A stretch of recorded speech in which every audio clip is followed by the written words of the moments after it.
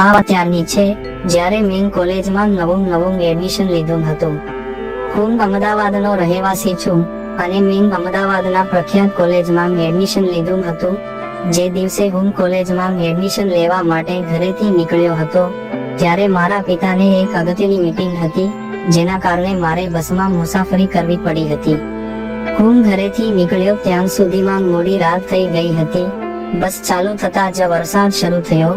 હું બારી પાસે બેસીને વરસાદની મજા માણી રહ્યો હતો. જ્યારે કંડક્ટર આવ્યો ત્યારે મેં તેને મારી ટિકિટ બતાવી અને સૂઈ ગયો. જ્યારે મારી આંખ ખુલ્લી તો મેં જોયું તો બસ એક ધાબા પાસે ઊભી હતી, પણ વરસાદના કારણે લોકો બસમાં જ બેઠા હતા. મને ખૂબ જ ભૂખ લાગી હતી એટલે મેં હિંમત કરી નીચે ઉતરીને મારા માટે ચા લઈ પાછો આવ્યો. ત્યારે મેં જોયું કે મારી સીટ પર એક મહિલા બેઠી હતી. તેને મારી સીટ પર બેઠેલી જોઈને હું ચોંકી ગયો, પણ તેણે મને જોયો અને કહ્યું, મારી સીટ પર પાણી પડી રહ્યું છે, તેથી હું અહીં બેસી શકું. હવે હું હા માં પોતાની ગરદન હલાવી અને એની બાજુમાં બેસી ગયો. તે સ્ત્રી થોડી ભીની હતી, તેથી તે ધ્રુજતી હતી. મેં તેને ચા આપી અને તેણે કંઈ પણ બોલ્યા વિના ચા લીધી. પછી અડધો કપ ચા પીધા પછી તેણે કહ્યું, માફ કરજો, હું તારી બધી ચા પી ગઈ.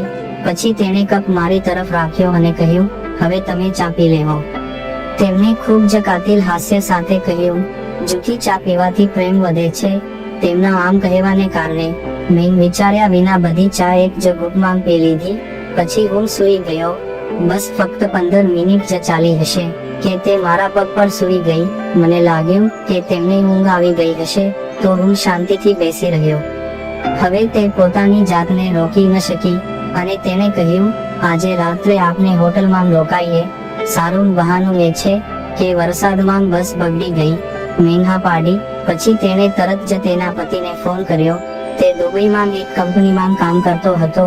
તેણે તેમને કહ્યું કે ઘરે મારા સાસુ અને સસરાને જણાવી દેજો કે તેની બસ રસ્તામાં બગડી ગઈ છે, તેથી આવવામાં મોડું થશે અને તે કાલે સવારે જ બીજી બસ પકડીને આવશે. તેના પતિએ પણ તેને સારી હોટેલમાં રહેવાની સલાહ આપી. ગમે તેમ કરીને હું હોસ્ટેલ જવા નીકળી ગયો હતો, એટલે જ મને કોઈ ઉતાવળ ન હતી.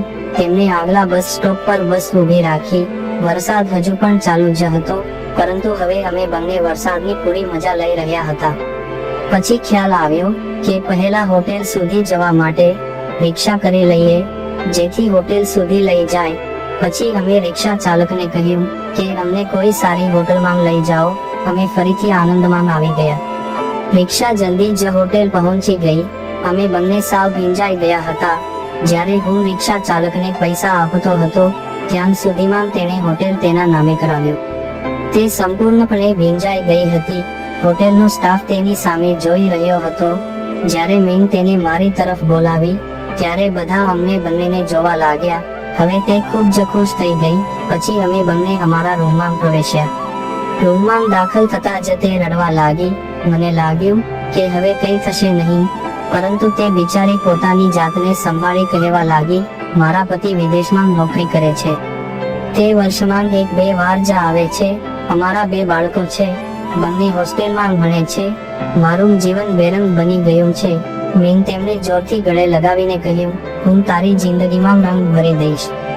ગળે લગાવવાના કારણે મને તેની મોસંબીનો પોતાની છાતી પર અનુભવ થઈ રહ્યો હતો.